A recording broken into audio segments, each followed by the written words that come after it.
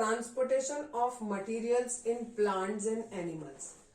Transportation पढ़ना है हमें, किस चीज का ट्रांसपोर्टेशन हो रहा है, मटेरियल्स का। किस में हो रहा है, प्लांट्स में और एनिमल्स में हो रहा है। यानी हम कुछ चीजों का ट्रांसपोर्टेशन कर रहे हैं, मींस एक जगह से दूसरी जगह लेके जा रहे हैं, या तो प्लांट में लेके जा रहे हैं या एनिमल में लेके जा रहे हैं। ट्रांसपोर्टेशन का मतलब होता है एक जगह से दूसरी जगह किसी चीज को लेके जाना। ठीक है, जिस तरीके से हमारी ह्यूमन बॉडी होती है, हमारी ह्यूमन बॉडी में हम ऑक्सीजन का, कार्बन डाइऑक्साइड का, फूड का, वेस्ट का, ये सारी चीजों का ट्रांसपोर्टेशन होता है हमारी ह्यूमन बॉडी में। उसी तरीके से प्लांट्स में भी बहुत सारी चीजों का क्या होता है, ट्रांसपोर्टेशन होता है। मेन उनमें से जो है वो एक होता है फूड का ट्रांसपोर्टेशन हो रहा है। दूसरा चीज होता है वाटर और मिनरल। ठीक है, जो वाटर और मिनरल होता है वो पेड़ की जो जड़ें होती हैं वो एब्जॉर्ब करती हैं। किससे एब्जॉर्ब करती हैं, सॉयल से एब्जॉर्ब करती हैं। तो यानी वो चीज हमें कहाँ से मिलती है, सॉयल से मिलती है। और क्योंकि सॉयल जो है वो जमीन के, मतलब आपका जो जमीन है जहां पर आपका पेड़ है, नीचे वाला पोर्शन, जमीन के नीचे वाला पोर्शन, वहां से आपको ये सब मिलेगा। इसलिए ये हमेशा ऊपर की डायरेक्शन में जाता है। ठीक है, ये यूनिडायरेक्शनल होता है। कौन, जो आपने वाटर और मिनरल एब्जॉर्ब किए हैं वो हमेशा एक ही डायरेक्शन में जाते हैं और अपर डायरेक्शन में जाते हैं। जबकि इसका उल्टा जो दूसरा फूड है उसका ट्रांसपोर्टेशन अगर होगा तो फूड जो है वो ऊपर बनता है, नीचे भी जा सकता है। और अगर नीचे वाली पत्ती में बना है, ठीक है तो जमीन के ऊपर, बट बिल्कुल ऊपर नहीं है, यहाँ ऊपर है। ठीक, तो यहाँ पर अगर खाना बना है तो वो खाना यहाँ ऊपर भी जा सकता है और वो खाना यहाँ नीचे भी जा सकता है। तो फूड जो है वो दोनों डायरेक्शन में मूव कर सकता है, ऊपर भी जा सकता है, नीचे भी जा सकता है। लेकिन जो आपका वाटर और मिनरल है वो हमेशा अपवर्ड डायरेक्शन में जाता है। हमारी बॉडी में जिस तरीके से इन सब चीजों के ट्रांसपोर्टेशन के लिए दो चीजें होती हैं, एक होता है वेन, एक होता है आर्टरी। ठीक है, सिमिलरली जो प्लांट्स बॉडी है, प्लांट बॉडी में भी दो चीजें होती हैं जो इन चीजों का ट्रांसपोर्टेशन करती हैं। जो वाटर और मिनरल को ट्रांसपोर्ट करती है उसे हम जाइलम बोलते हैं। ठीक है, और जो फूड का ट्रांसपोर्ट करती है उसे हम फ्लोएम कहते हैं। तो यानी फ्लोएम जो है वो दोनों डायरेक्शन में मूव कर सकता है, ऊपर भी और नीचे भी। और जो जाइलम है वो केवल अपवर्ड डायरेक्शन में मूव करता है। ये बहुत ज्यादा इंपॉर्टेंट क्वेश्चन है, what is the difference between xylem and phloem. तो पहला डिफरेंस आपने ये बताया कि जो जाइलम है वो वाटर और मिनरल को ट्रांसपोर्ट करता है, और इसमें फ्लोएम में बताया कि वो फूड को ट्रांसपोर्ट करता है। दूसरा डिफरेंस ये कि जाइलम जो है हमेशा अपवर्ड डायरेक्शन में फ्लो करता है, और जो फ्लोएम है वो हमें दोनों डायरेक्शन में फ्लो कर सकता है, अपवर्ड भी और डाउनवर्ड भी। ठीक है, ये जो जाइलम और फ्लोएम होता है, इसे दोनों को मिलाकर आप वस्कुलर सिस्टम या फिर वस्कुलर बंडल या फिर वस्कुलर टिश्यू के नाम से भी जानते हैं। कभी कभी क्या होता है, क्वेश्चन में ऐसे पूछ लिया जाता है, what is the vascular tissue, ठीक है, and how many type of it is, and also differentiate them.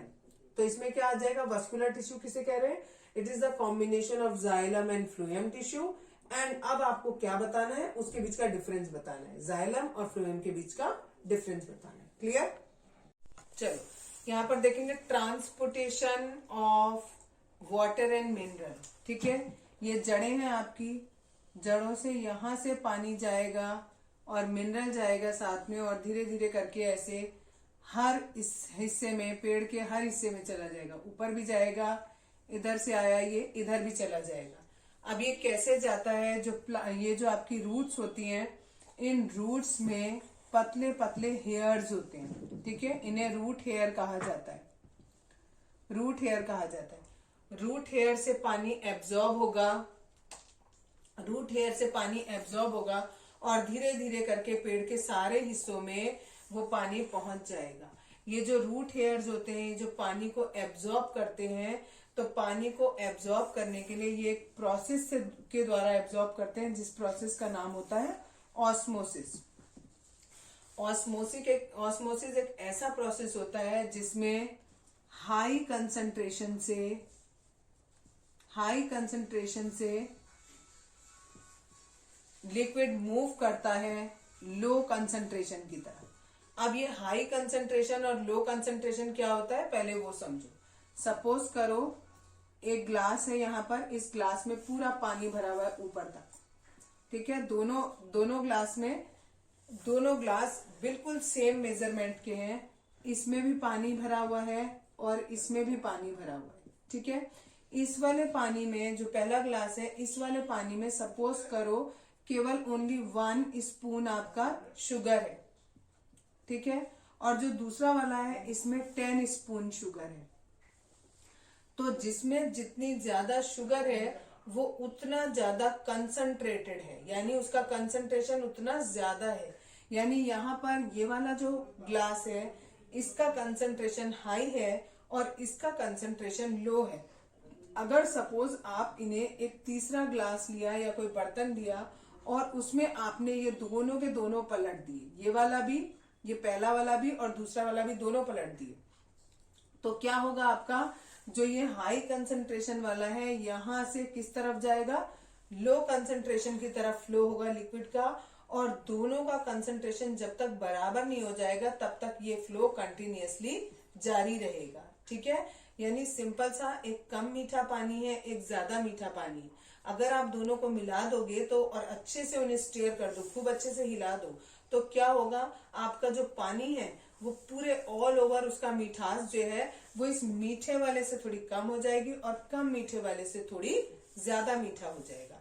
तो कंसंट्रेशन आई थिंक समझ में आ गया कि जिसमें आपकी क्वांटिटी ज्यादा है दैट इज हाई कंसंट्रेशन, और जिसमें क्वांटिटी कम है दैट इज लो कंसंट्रेशन। अब होता क्या है, ये जो पेड़ है इस पेड़ के अंदर पानी की है कमी, और ये जो मिट्टी है इस रूट के चारों तरफ, इधर से हमने यहाँ पर इस पर डाल दिया पानी, हमने डाल दिया यहाँ पर वाटर, तो ये जो यहाँ पर सॉयल है इस सॉयल में पानी हो गया ज्यादा, तो पानी का कंसंट्रेशन मिट्टी में है ज्यादा, पेड़ में है कम।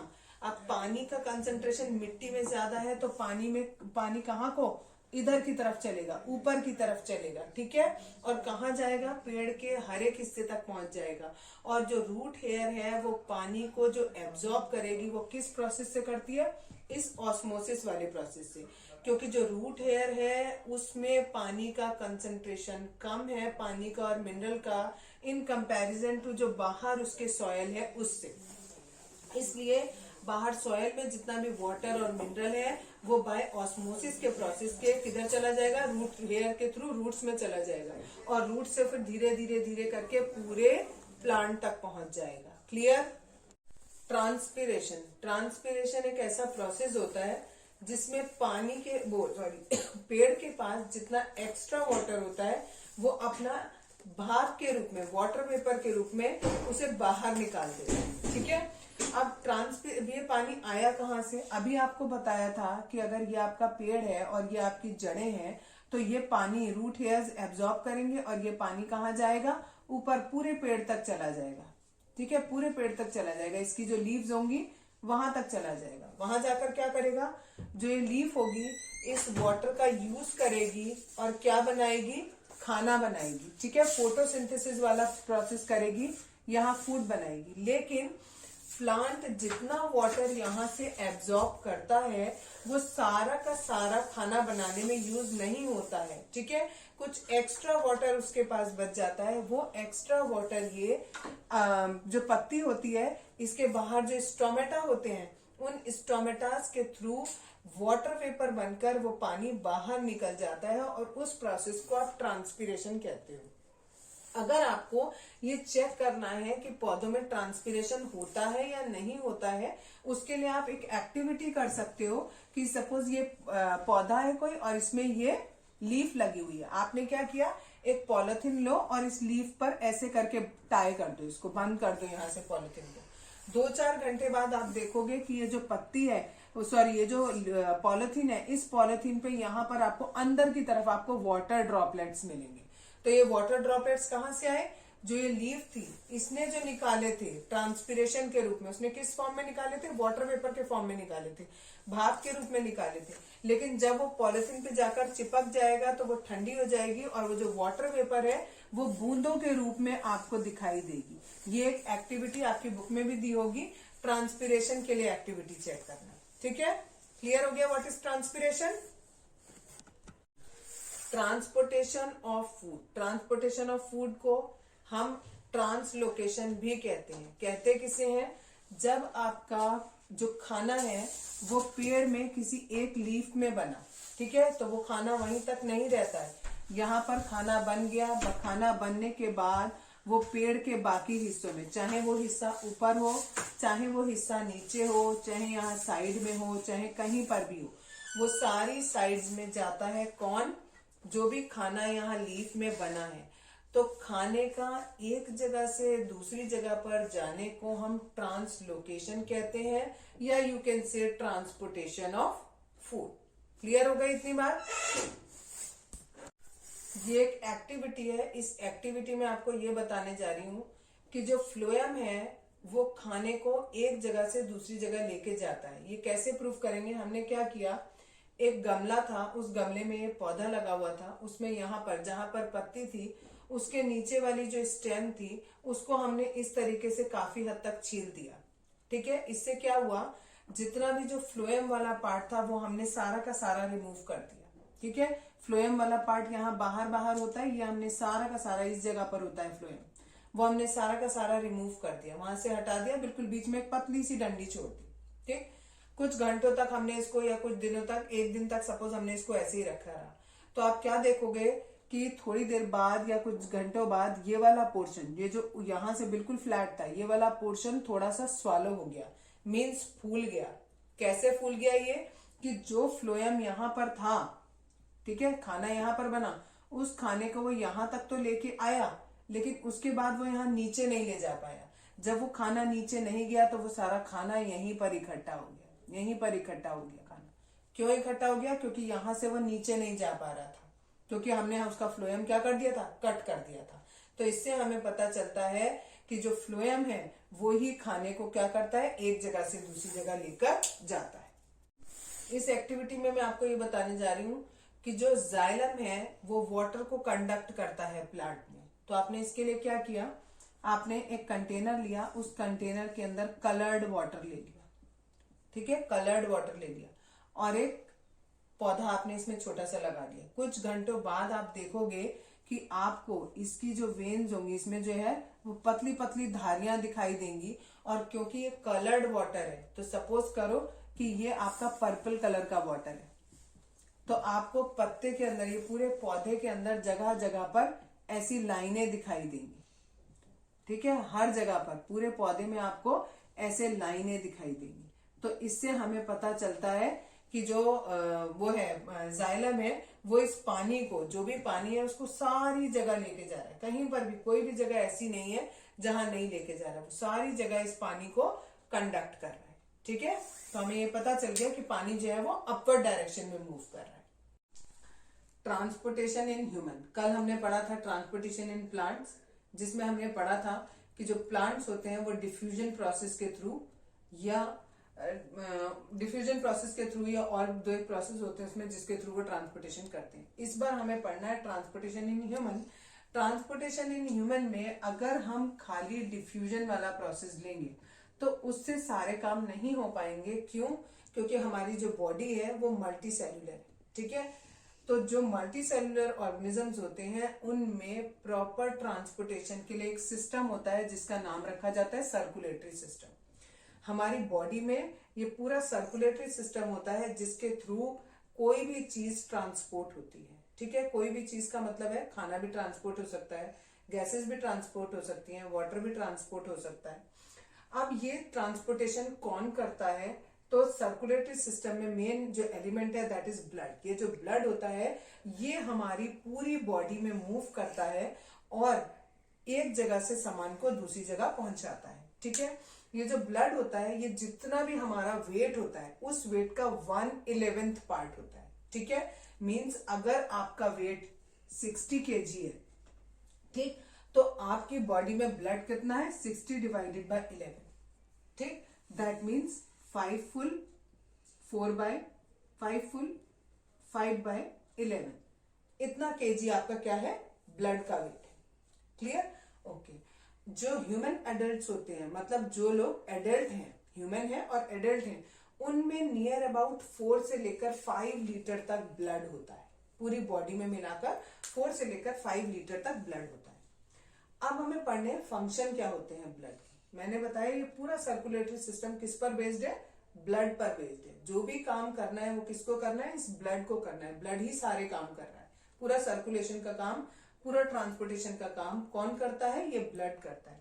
पहला काम क्या कर रहा है ये, जितना भी आपका स्मॉल इंटेस्टाइन में जितना भी आपका खाना था वो पचा गया, ठीक है। जो खाना आपने खाया था पहले वो स्टमक में गया, स्टमक से स्मॉल इंटेस्टाइन में गया, स्मॉल इंटेस्टाइन में जब वो पच गया तो जो डाइजेस्टिव फूड था वो बाकी पूरे सेल्स में जो पहुंचाएगा वो कौन पहुंचाएगा, ये ब्लड पहुंचाएगा। दूसरा काम क्या होता है ब्लड का, जो आपने लंग्स के थ्रू ऑक्सीजन इनहेल करी थी उस ऑक्सीजन को सारे बॉडी सेल्स तक पहुंचाने का काम भी किसका है, ब्लड का है। तीसरा काम ब्लड का क्या है, आपकी बॉडी सेल तक किसने, जो आपका ब्लड था उसने ऑक्सीजन पहुंचाई, लेकिन ब्लड सेल ने उसको वापसी में क्या दिया, कार्बन डाइऑक्साइड दे दिया। उस कार्बन डाइऑक्साइड को भी वो वापस लंग्स तक लेकर आता है और लंग्स उसे एक्सहेल आउट कर देते हैं, मींस कार्बन डाइऑक्साइड बाहर आ जाती है। चौथा काम क्या होता है, जितना भी आपके body cell liquid waste produce करते हैं उस लिक्विड को वो पहुंचाता है किडनी तक, किडनी में जाकर वो थोड़ा सा साफ होता है और जो बाकी उसका गंदा पार्ट होता है वो सारा का सारा in the form of urine या स्वेट वो बॉडी में से बाहर आ जाता है। ये सारे काम है ब्लड के। अब मैं आपको ब्लड का डिटेल में बताने जा रही हूँ कि ब्लड होता क्या है। ब्लड में एक्चुअली 2 चीजें मिली होती है, ठीक है। एक तो होता है प्लाज्मा और दूसरी चीज होती है सेल, ठीक है। प्लाज्मा क्या होता है, प्लाज्मा एक येलो कलर का, लाइट येलो होता है, बिल्कुल एग्जैक्ट डार्क येलो नहीं होता, लाइट येलो होता है, ठीक है। येलो कलर का लिक्विड होता है आपका, येलो लिक्विड होता है, ठीक है, या इसे आप फ्लूइड भी कह सकते हो। और इसमें 90% आपका वाटर होता है, ठीक है। प्लाज्मा में क्या होता है, येलो कलर का लिक्विड होता है ये, और उस येलो कलर के लिक्विड में भी 90% वाटर होता है, ठीक। ब्लड में 2 चीज बताई, एक प्लाज्मा और एक सेल। प्लाज्मा किसे कहते हैं, प्लाज्मा एक येलो कलर का लिक्विड या फ्लूइड होता है। लिक्विड की जगह कहीं कहीं बुक में आपको फ्लूइड मिलेगा, तो ये दोनों चीजें सेम होती है, ठीक है। येलो कलर का फ्लूइड होता है, उसमें 90% वाटर होता है। और ये जो सेल होते हैं, ये सेल आपके, इनको आप ब्लड सेल भी बोलते हो, और ये सेल 3 तरीके के होते हैं फर्दर, ठीक है। एक होता है आपका RBC, RBC is red blood cell, ठीक है। सेकेंड वन इज डब्ल्यूबीसी, ठीक है। और थर्ड वन इज प्लेटलेट्स, ठीक है। अब हम डिटेल में पढ़ेंगे, इन तीनों के बीच का डिफरेंस आपको बताऊंगी। और ये जो प्लाज्मा होता है, प्लाज्मा में ज्यादा चीजें आपको पढ़ने की नहीं है, बस प्लाज्मा के बारे में आता है, तो आपको केवल इतना बोलना है कि प्लाज्मा क्या होता है, कि येलो कलर का फ्लूइड होता है जिसमें 90% आपका वाटर होता है। क्लियर हो गया इतना, ये बहुत इंपॉर्टेंट है इन तीनों के बीच का डिफरेंस। आरबीसी जो होते हैं उनकी शेप कैसी होती है, सर्कुलर होते हैं, बिल्कुल गोल गोल होते हैं, ठीक है।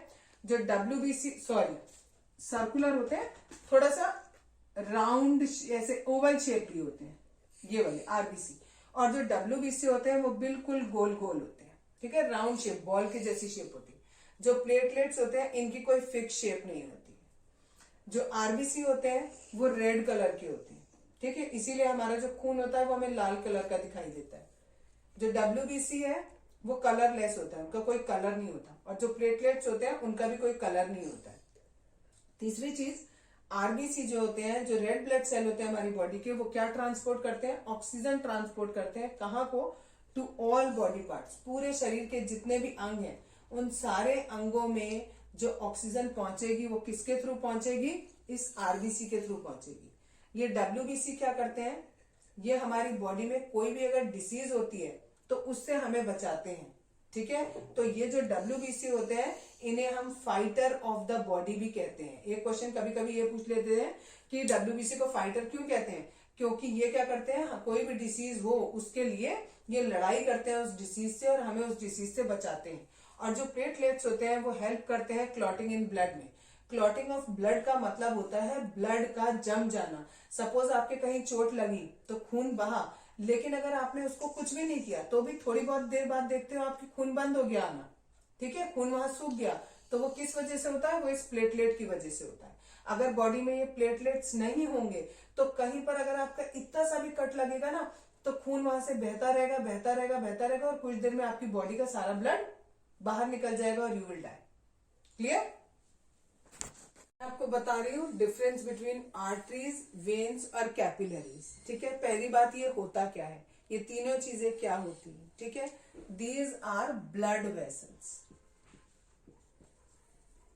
ठीक है, ब्लड वेसल्स मीन्स आपकी बॉडी में जितना भी ब्लड फ्लो करता है वो पतले पतले पाइप्स होते हैं उनमें फ्लो करता है। उन पाइप्स की हमने 3 कैटेगरी बनाई है, दैट इज आर्टरी, वेन और कैपिलरी। ठीक है, इन तीनों में ही ब्लड फ्लो कर रहा है आपका। अब इन तीनों के बीच में अंतर क्या है, क्योंकि जब तीनों ब्लड कैपिलरीज हैं, कैपिलरी नहीं, ब्लड वेसल्स हैं, तो तीनों में कुछ तो अंतर होगा ना। तो क्या अंतर होता है? जो आर्टरी होती है उसकी जो वॉल होती है, यानी जो उसकी मोटाई होती है, मतलब जिस चीज से वो बनी हुई है, वो जो उसकी वॉल है वो थोड़ी सी इलास्टिक होती है और थोड़ी थिक होती है। जबकि जो वेन होती है उसकी जो आप वॉल देखोगे वो बहुत ही पतली होती है और लेस इलास्टिक होती है। इन सब का भी रीजन होता है कि ऐसा क्यों होता है। ठीक है, बट अभी वो आपके सिलेबस में इतना नहीं है, वो आएगा आपके 10th क्लास में। अभी केवल इतना समझ लो कि आर्टरी जो होता है उसकी जो वॉल होती है वो इलास्टिक होती है, थिक होती है, जबकि जो वेन होती है उसकी थिन होती है और लेस इलास्टिक होती है। और जो कैपिलरीज होती है उनकी वेरी थिन वॉल होती है। नेक्स्ट डिफरेंस इज दैट कि जो आर्टरीज होती है उसमें ब्लड फ्लो होता है बहुत प्रेशर के साथ। अब देखो कायदे में आपको इसका आंसर यहाँ पर दिया हुआ है। अगर ये थिक नहीं होगी आर्टरी और उसमें ब्लड जो है वो बहुत प्रेशर के साथ फ्लो होगा तो वो फट जाएगी। ठीक है, इसलिए जो ये बारी आर्टरी होती है इसकी जो वॉल होती है थोड़ी थिक होती है कि जिससे वो इस प्रेशर को झेल पाए जो ब्लड का प्रेशर आ रहा है। दूसरा, ब्लड फ्लो इज स्लो। इसमें जो ब्लड का फ्लो है वो स्लो होता है और उसमें बहुत ही स्लो होता है। ठीक है, कैपिलरीज में बहुत ही धीरे धीरे ब्लड फ्लो करता है। तीसरा अंतर है carry blood away from the heart, यानी आपके हार्ट से पूरी बॉडी में जो ब्लड जाता है वो किसके थ्रू जाता है? आर्टरीज के थ्रू जाता है। और पूरी बॉडी से जो ब्लड वापस आपके हार्ट में जाता है वो किसके थ्रू जाता है? इस वेन के थ्रू जाता है। और ये कैपिलरीज क्या करती हैं? इनका पूरा जाल बिछा होता है पूरी बॉडी में और ये it forms network of very thin tubes. ये बहुत ही बारीक बारीक ट्यूब होती है और कहीं कहीं पर ये क्या करती हैं? आर्टरी और वेन को ज्वाइन करने में हेल्प करती है। नेक्स्ट है ये जो आर्टरी होती है, क्योंकि अभी मैंने आपको बताया ये हार्ट में से ब्लड पूरी बॉडी में पहुंचा रही है। तो हार्ट में ब्लड कैसा होता है? साफ ब्लड होता है, ऑक्सीजन रिच ब्लड जिसे कहते हैं। तो वो ऑक्सीजन रिच ब्लड पूरी बॉडी में जाता है। और जो वेन होता है उसमें कार्बन डाइऑक्साइड रिच ब्लड होता है। ये वेन आप लोग देख भी सकते हो अपने हाथ में। आप अपने हाथ में ऐसे देखोगे तो आपको यहाँ पर ब्लू कलर की एक वेन दिखाई देगी। ठीक है, एक वो पतली पतली ब्लू कलर की एक लाइन सी दिखाई देगी, दैट इज योर वेन। जो वेन होती है वो ऊपर ऊपर को होती है स्किन के पास पास, और जो आर्टरीज होती है वो अंदर थोड़ा डेप्थ में होती है। ठीक है, तो कार्बन डाइऑक्साइड रिच ब्लड इसमें जाता है वेन में। और जो कैपिलरीज होती हैं ये एक्सचेंज करती हैं सब्सटेंसेस का। ठीक है, नेक्स्ट वन है आर्टरीज जो होती हैं उनमें डू नॉट हैव वॉल्व, इनमें कोई वॉल्व नहीं होता है। अब आप कहोगे वॉल्व किसे कहते हैं? वॉल्व एक तरीके का ढक्कन समझ लो अभी आप। ठीक है, ये क्या होता है कि ये इसमें बताती हूँ तो अच्छे से समझ में आएगा। जो वेन होते हैं इसमें वॉल्व होते हैं। अगर आपका सपोज गंदा ब्लड है, वो गंदा ब्लड कहीं से बह रहा है, इधर से जा रहा है, सपोज वो इधर से इधर डायरेक्शन में जा रहा है। ठीक है, तो हम ये नहीं चाहेंगे, सपोज ये ऑर्गन थी, इस ऑर्गन से ब्लड, गंदा ब्लड इधर से इधर की तरफ जा रहा था, तो हम ये नहीं चाहेंगे कि वो गंदा ब्लड वापस उस ऑर्गन में जाए। ठीक है, तो इसके लिए इसमें ये जो होता है इसमें एक वॉल्व होता है। वॉल्व आप ढक्कन टाइप का समझ लो। ठीक है, जैसे ही वो इसमें से निकल जाता है तो यहाँ पर ही समझ लो। ठीक, जैसे ही इस ऑर्गन से निकलेगा तो यहाँ पर क्या आ जाएगा? ढक्कन सा लग जाएगा, वो वॉल्व अपने आप बंद हो जाता है। ठीक है, तो गंदा ब्लड इसमें से निकल गया। अब गंदा ब्लड वापस यहाँ पर है लेकिन वो वापस इसके अंदर नहीं जा पाएगा just because of this valve. ठीक है, तो हमें ये वेन में ही जरूरत पड़ती है। क्यों? क्योंकि वेन में ही गंदा ब्लड होता है, आर्टरी में जरूरत ही नहीं है। आर्टरी में तो साफ ब्लड है, अगर वो वापस भी जाता है तो कोई नुकसान नहीं है। ठीक है, तो ये जो वॉल्व होते हैं ये back flow of the blood को रोकते हैं। ठीक है, यानी ब्लड को वापस फ्लो नहीं होने देते। और जो कैपिलरीज होती हैं उनमें भी हमें वॉल्व की जरूरत नहीं होती है। ठीक है, कल मैंने बताया था आपको कि आर्टरीज जो होती है, आर्टरी में बिल्कुल साफ blood means oxygen rich blood जो होता है वो मूव करता है, और जो वेन्स होती है उसमें कार्बन डाइऑक्साइड रिच ब्लड जो होता है वो मूव करता है। लेकिन इसका एक एक्सेप्शन होता है, दैट इज कॉल्ड पुल्मोनरी आर्टरी। जो पुल्मोनरी आर्टरी होती है उसमें कार्बन डाइऑक्साइड रिच ब्लड जाता है, और जो पुल्मोनरी वेन होती है उस वेन में ऑक्सीजन रिच ब्लड जाता है। ठीक है, बस ये एक एक्सेप्शन है, केवल एक ही ऐसी आर्टरी है जिसमें कार्बन डाइऑक्साइड रिच ब्लड जाता है। अदरवाइज बाकी जितनी भी होती हैं उन सब आर्टरीज में ऑक्सीजन रिच ब्लड जाएगा। ठीक है, और इसका उल्टा यहाँ पर भी ऐसे ही होना है, वेन में भी वैसे वेन में आपका कैसा कार्बन डाइऑक्साइड रिच ब्लड जाता है, लेकिन केवल एक पुल्मोनरी वेन ऐसी होती है जिसमें हमारा ऑक्सीजन रिच ब्लड जाता है। ये कभी कभी एक नंबर में पूछ लेते हैं। ठीक है, अब इसके बाद आपको पढ़ाऊंगी दैट इज हार्ट। ठीक है, ये आपका विंड पाइप आके दो पार्ट में डिवाइड हुआ। एक लंग यहां पर आ गया आपका, ठीक है, और एक लंग यहां पर हो गया। इन दोनों लंग्स के यहाँ बीच में यहाँ पर हार्ट होता है, लेकिन ये थोड़ा सा लेफ्ट साइड में टिल्टेड होता है। ठीक है, हार्ट का शेप लगभग इस तरीके का होता है। ठीक है, और ये थोड़ा सा लेफ्ट की तरफ पर टिल्ट होता है, होता बिल्कुल बीच में है, दोनों लंग्स के बिल्कुल बीच में होता है। ठीक है, लेकिन थोड़ा सा लेफ्ट साइड में टिल्ट होता है। ठीक, किसके बराबर होता है? आपकी फिस्ट के बराबर होता है। फिस्ट माने मुट्ठी। ठीक है, फिस्ट के बराबर, आपकी मुट्ठी के बराबर का इसका साइज होता है। ये जो हार्ट होता है ये आपको पता है कंटिन्यूअसली बीट करता है 60 से लेकर आपका 80 टाइम्स। ठीक है, एक मिनट में 60 से लेकर 80 टाइम्स ये बीट करता है। अगर इससे कम है या इससे ज्यादा है तो दैट मीन्स आपको कोई ना कोई प्रॉब्लम है। ठीक है, नॉर्मल जो रेट होता है वो 60 से 80 के बीच में होता है। जो डॉक्टर्स स्टेथोस्कोप लगाकर चेक करते हैं वो यही चेक करते हैं कि आपकी जो हार्ट बीट है वो कितनी है। ठीक है, और ये जो हार्ट होता है इसे हम पंपिंग ऑर्गन भी कहते हैं। पंपिंग ऑर्गन क्यों कहते हैं? क्योंकि ये कंटिन्यूअसली ब्लड को पंप आउट करता रहता है और पूरी बॉडी में फैलाता रहता है। ठीक है, अब हार्ट की बात कर रहे हैं तो हार्ट का जो फिगर होता है कुछ इस तरीके का होता है। आपको जैसे पता है ना, जैसे आप दिल बनाते हो उस तरीके का। ठीक है, लेकिन इसमें 4 चैम्बर होते हैं। ठीक है, इसमें 4 चैम्बर होते हैं, 2 ये ऊपर 2 नीचे होते हैं। ये जो ऊपर वाले होते हैं इनका नाम होता है ऑरिकल, AURICLE, ऑरिकल्स। और जो ये नीचे वाले होते हैं दोनों, इनको नाम दिया जाता है वेंट्रिकल्स। इन्हें वेंट्रिकल्स कहा जाता है। ये दोनों ऑरिकल, ये दोनों आपके वेंट्रिकल। ठीक है, जो वेंट्रिकल होते हैं वो लोअर चैम्बर होते हैं।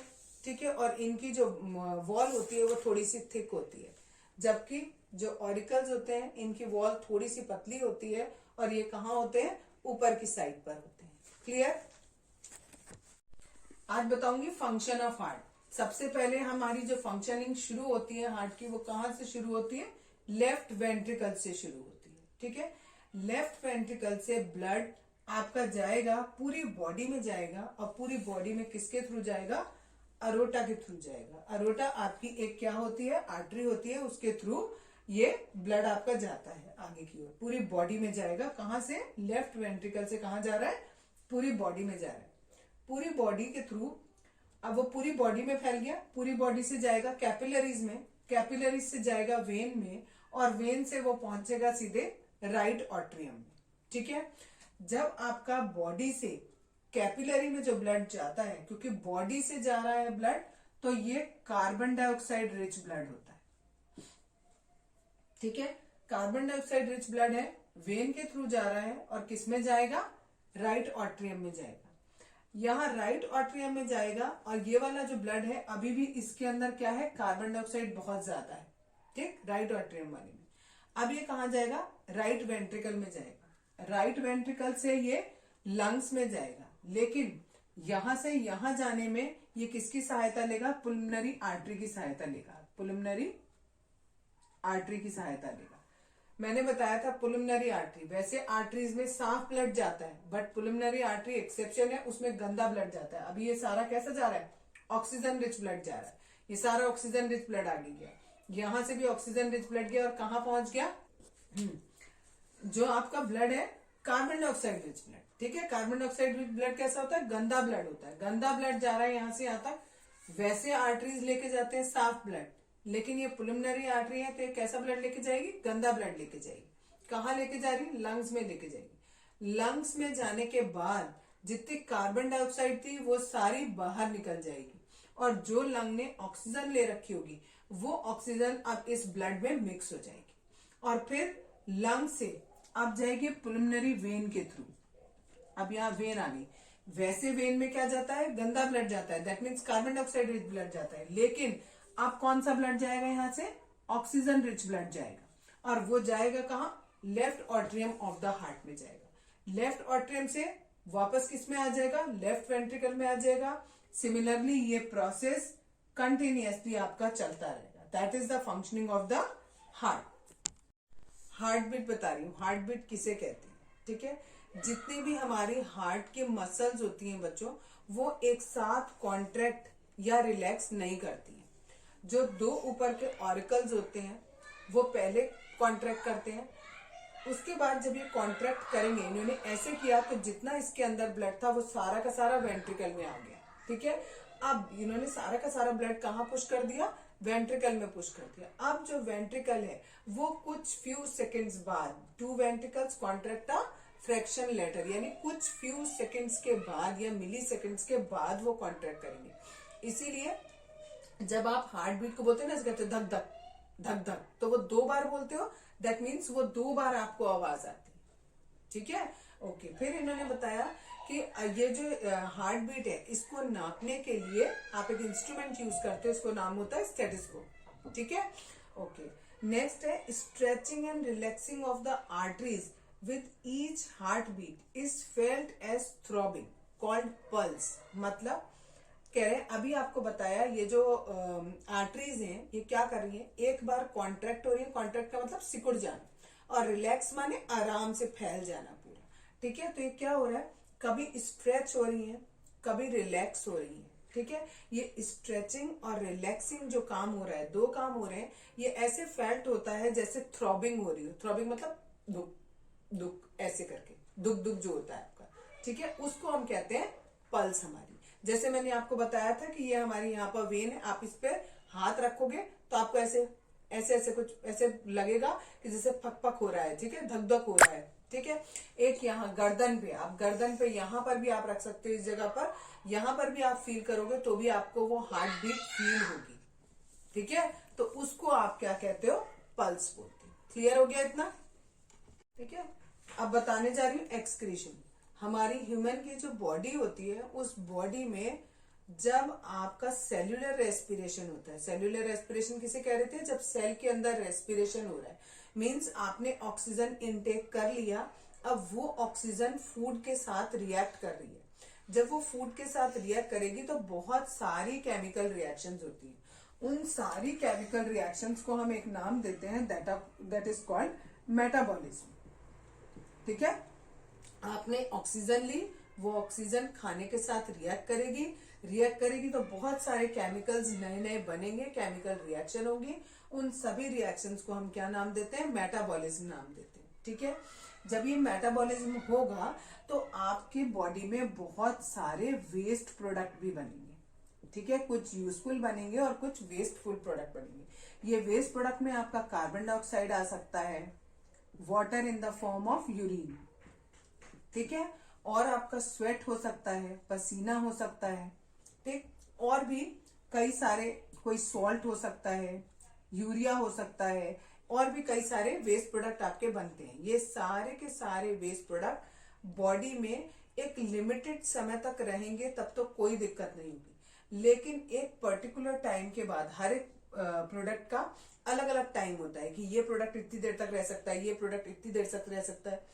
अगर वो प्रोडक्ट उसके बाद भी आपकी बॉडी में रहेगा तो आपकी बॉडी में धीरे धीरे करके कोई ना कोई कॉम्प्लिकेशन, कोई ना कोई दिक्कतें आने लगेंगी, कोई ना कोई प्रॉब्लम आपको हो जाएगी। ठीक है। अगर सपोज देखो, आपको बोला जाता है, जैसे एक्सक्रीटरी का मतलब समझ में आता है सबको कि भाई हमें फ्लूशू पॉटी करनी है, दैट मीन्स बाहर निकालना है वेस्ट आपका। अगर आप बहुत देर तक यूरिन नहीं जाते हो तो क्या होने लगता है, पेट में दर्द सा होने लगता है। तो ये सारी चीजें आपको, क्योंकि वो जो आपका वेस्ट है वो सारा आपकी बॉडी के अंदर ही है। अब वो बॉडी के अंदर ही है तो वो कुछ ना कुछ रिएक्शन करेगा अंदर, जिसकी वजह से आपको कोई ना कोई प्रॉब्लम होगी। तो हमें उस वेस्ट प्रोडक्ट को बाहर निकालना बहुत ज्यादा जरूरी है, और बॉडी में से वेस्ट को बाहर निकालना इज कॉल्ड एक्सक्रीशन। अब हम पढ़ेंगे एक्सक्रीशन किस किस में पढ़ेंगे। हमें पढ़ना है एक्सक्रीशन, प्लांट्स में भी पढ़ सकते हैं, एनिमल में भी और ह्यूमंस में भी। ठीक है। अभी फिलहाल हम यूनिसेल्युलर जो होते हैं, जो यूनिसेल्युलर ऑर्गेनिजम्स होते हैं, हम उसमें पढ़ेंगे। उसके बाद हम मल्टी सेल्युलर में पढ़ेंगे। ठीक है, मल्टी सेल्युलर ऑर्गेनिजम्स में पढ़ेंगे। जो यूनिसेल्युलर ऑर्गेनिजम्स होते हैं, जैसे मैंने आपको नाम बताया था अमीबा का, सपोज ये अमीबा है, तो मैंने आपको बताया था अमीबा में ना कोई स्पेसिफिक ऑर्गन नहीं होता है। ठीक है। ये कहीं से भी अपने पूरे शरीर के किसी भी हिस्से से खा सकता है और किसी भी हिस्से से निकाल सकता है। अगर इसको खाना इधर दिखाई देगा तो ये अपने फॉल्स फीट को इधर बढ़ा लेगा और धीरे धीरे करके इस जगह को खत्म कर देगा और इस फूड को इनटेक कर लेगा। ठीक है। अगर इसे फूड इधर दिखाई देगा तो ये अपने फॉल्स फीट इधर बढ़ा लेगा और खाने को इनटेक कर लेगा। सिमिलरली जब इसने खाना खा लिया, अमीबा ने खाना खा लिया, ये अमीबा है, अमीबा ने, ये न्यूक्लियस होता है इसका, अमीबा ने खाना खाया, खाना खाने के बाद उसका वेस्ट प्रोडक्ट था, अगर वेस्ट प्रोडक्ट इधर है तो वो क्या करेगा, अपनी स्किन को ऐसे मोड़ लेगा और वेस्ट प्रोडक्ट कहाँ निकल गया, बाहर निकल गया। अगर उसका वेस्ट प्रोडक्ट यहाँ है तो वो अपनी स्किन को ऐसे कर लेगा। ठीक है। तो ये भी किस प्रोसेस के द्वारा होता है, डिफ्यूजन के द्वारा। डिफ्यूजन उस दिन समझाया था, जब आपको कोई चीज इनटेक करनी होती है, किसको, यूनिसेल्युलर ऑर्गेनिज्म को। ठीक है। तो वो डिफ्यूजन के थ्रू ही एब्जॉर्ब करता है और डिफ्यूजन के थ्रू ही बाहर निकाल देता है। ठीक। तो ये केवल लेकिन होता है यूनिसेल्युलर ऑर्गेनिजम्स में। जो मल्टी सेल्युलर ऑर्गेनिजम्स होते हैं, यानी जिनकी बॉडी एक से ज्यादा सेल से बनी है, जैसे हम इंसान हो गए, पेड़ पौधे हो गए, वो मल्टी सेल्युलर हो गए। मल्टी सेल्युलर ऑर्गेनिज्म में क्या होता है, आपको एक्सक्रीशन करने के लिए अलग से पूरे के पूरे ऑर्गन्स होते हैं। ठीक है। अब वो ऑर्गन क्या क्या होते हैं उनके बारे में मैं अभी आपको बताती हूँ। अब बताऊंगी एक्सक्रीशन। थोड़ा सा एक्सक्रीशन पहले भी बता चुकी थी कि एक्सक्रीशन का मतलब होता है removal of waste product from the body. Body में जितना भी आपका वेस्ट प्रोडक्ट है, उस वेस्ट प्रोडक्ट को आपको अगर रिमूव करना है तो उस प्रोसेस को हम क्या कहते हैं, एक्सक्रीशन कहते हैं। मैंने आपको बताया था अगर यूनिसेल्युलर ऑर्गेनिजम्स होते हैं तो यूनिसेल्युलर ऑर्गेनिज्म में तो डिफ्यूजन के थ्रू वो खाना ले भी लेते हैं और खाने को जितना वेस्ट प्रोडक्ट होता है उसको निकाल भी देते हैं। बट जो मल्टी सेल्युलर ऑर्गेनिजम्स होते हैं उनमें अलग अलग काम के लिए अलग अलग ऑर्गन्स होते हैं। इसी तरीके से हमारी ह्यूमन बॉडी में अगर हम एक्सक्रीशन देखें तो उस एक्सक्रीशन को करने के लिए पूरा एक यूरिनरी सिस्टम होता है। इस यूरिनरी सिस्टम में बहुत सारी ऑर्गन्स होती हैं। कौन कौन सी ऑर्गन होती हैं, वो ये 4 ऑर्गन होती हैं। एक किडनी दो किडनी होती है हमारी बॉडी में, 2 यूरेटर्स होते हैं, एक यूरिनरी ब्लडर होता है और एक यूरेथ्रा होता है। ये क्या क्या होता है ये मैं अभी बताती हूँ लाइन टू लाइन। ठीक है। उससे पहले बताया आपको यूरिनरी सिस्टम के अंदर ये सारी चीजें होती हैं। यूरिनरी सिस्टम करता क्या है, हमारी बॉडी में जितना भी वेस्ट है उस वेस्ट प्रोडक्ट को बाहर निकाल रहा है हमारी बॉडी से। तो मेन जो हमारा यूरिनरी सिस्टम का जो वेस्टेड प्रोडक्ट है वो सबसे ज्यादा कौन सा होता है, यूरिन होता है। यूरिन कंसिस्ट ऑफ, यूरिन में क्या क्या चीजें होती हैं, 90% पानी होता है, 2.5% यूरिया होता है और 2.5% अदर वेस्ट प्रोडक्ट्स होते हैं। और एक नॉर्मल इंसान जो होता है वो 1.5 से लेकर 2.5 लीटर तक यूरिन एक दिन में निकालता है। ठीक है, अगर नॉर्मल हेल्दी पर्सन है तो वो इतना यूरिन पर डे करेगा। ठीक, अब मैं बता रही हूँ इसके ऑर्गन्स, यानी यूरिनरी सिस्टम में जो जो ऑर्गन्स यूज हुए थे। कौन कौन से ऑर्गन्स यूज हुए थे? सबसे पहले है किडनी। किडनी क्या होती है? हमारी जो पीछे की हड्डी होती है, बैकबोन होती है, उस बैकबोन के दोनों साइड में नीचे दो ऐसे बीन शेप के, जैसे राजमा होता है ना, राजमा का आप कैसे शेप देखते हो? ऐसे, ठीक है, इस शेप का। तो यहाँ पर ये मैंने बना रखा है, इस शेप की बीन शेप की किडनीज होती है। ठीक है, और ये किडनी संख्या में कितनी होती है? 2 होती है। इनका मेन काम क्या होता है? ये ब्लड को फिल्टर कर देती है। ठीक है, जिस तरीके से आपको मैंने बताया था पहले भी कि चाय पत्ती है, अगर आपको चाय को छानना है तो क्या होगा? छन्नी क्या करती है? चाय को अलग कर देगी और चाय पत्ती को ऊपर ले आएगी। इसी तरीके से जो हमारा ये किडनी होती है वो भी यही काम करती है। ठीक है, किडनी भी क्या करेगी कि जितना भी हमारा वेस्ट प्रोडक्ट है उसको बाहर निकाल देगी और जितनी यूजफुल चीजें हैं उन्हें ब्लड में वापस डाल देगी। यहाँ से अच्छा ब्लड, ठीक है, यानी ऑक्सीजन रिच ब्लड आ रहा है अरोटा के थ्रू। अरोटा क्या होता है? एक हमारी आर्टरी होती है, सबसे मोटी आर्टरी जो होती है हमारे पूरे बॉडी में, वो अरोटा होती है। और यहाँ से आया ऑक्सीजन रिच ब्लड। ठीक है, और यहाँ पर किडनी में जितना भी आपका वेस्ट प्रोडक्ट जितना भी आएगा वो सारा का सारा यहाँ छन जाएगा। यहाँ पर छानने के लिए एक चीज होती है जिसे आप कहते हो न्यूफ्रॉन, NEUPHRON, न्यूफ्रॉन। ठीक है, जैसे मैं आपको बता रही हूँ छन्नी, उसी तरीके से ये एक तरीके की छन्नियां होती हैं इसमें। इसकी डिटेल आप क्लास 10th में पढ़ोगे। ठीक है, न्यूफ्रॉन्स होते हैं। इस एक किडनी के अंदर मिलियंस ऑफ न्यूफ्रॉन्स होते हैं और उनका काम क्या होता है? छानने का काम होता है। और जितना भी ये वेस्ट प्रोडक्ट यहाँ पर छानते हैं, जो अच्छी चीजें हैं वो तो वापस यहाँ पूरी बॉडी में चली जाएगी, और जितना वेस्ट प्रोडक्ट है वो सारा का सारा इन ट्यूब्स के थ्रू यहाँ यूरिनरी ब्लैडर में इकट्ठा हो जाएगा। ये ट्यूब्स जो होती है, इन ट्यूब्स को कहते हैं यूरेटर्स। इन यूरेटर्स का काम यही होता है, ये किडनी को और यूरिनरी ब्लैडर को आपस में कनेक्ट करते हैं और जितना भी यहाँ किडनी में यूरिन या वेस्ट प्रोडक्ट प्रोड्यूस होता है उसको यहाँ यूरेटर्स के थ्रू यहाँ यूरिनरी ब्लैडर में इकट्ठा कर देते हैं। यूरिनरी ब्लैडर एक तरीके का आपका सैक होता है, SAC, सैक यानी थैला के जैसे आपकी स्ट्रक्चर होता है, और इसमें आपका यूरिन इकट्ठा होता रहता है। और जब ये पूरा भर जाता है तो यूरेथ्रा के थ्रू वो यूरिन आप अपनी बॉडी में से बाहर निकाल देते हैं। क्लियर हुआ? Diseases and urine examination. जब हमारी बॉडी में बच्चों कोई भी अगर हमारा ऑर्गन होता है, अगर वो खराब हो जाता है ना, तो उसका पता हमें यूरिन के एग्जामिनेशन से लग जाता है। अगर हम यूरिन का टेस्ट करें और उसमें हमें कोई भी चीज एक्सेस में मिलती है तो हम ये पता लगा लेते हैं कि हमारा कोई ना कोई ऑर्गन सही से फंक्शन नहीं कर रहा है। जिस तरीके से अगर हम यूरिन का हमने एग्जामिनेशन किया और हमें पता चला कि उस यूरिन में शुगर आ रहा है, ठीक है, तो दैट मीन्स आपकी बॉडी में जो शुगर लेवल है वो इंक्रीज हो गया। और शुगर लेवल अगर इंक्रीज हो जाएगा तो आपको डायबिटीज हो जाएगी। ठीक है, डायबिटीज आपने नाम सुना होगा बहुत ज्यादा। ठीक है, शुगर का लेवल अगर आपका बढ़ जाता है तो उसको कहा जाता है डायबिटीज।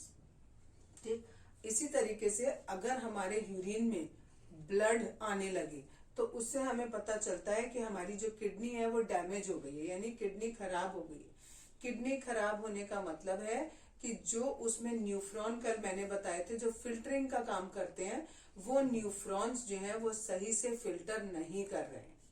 ठीक है, अगर वो सही से फिल्टर नहीं करेंगे तो यूरिन में हमारे ब्लड भी आने लगेगा। ठीक है, और उसको दूर करने के लिए यानी किडनी को सही करने के 2 तरीके हैं आपके पास।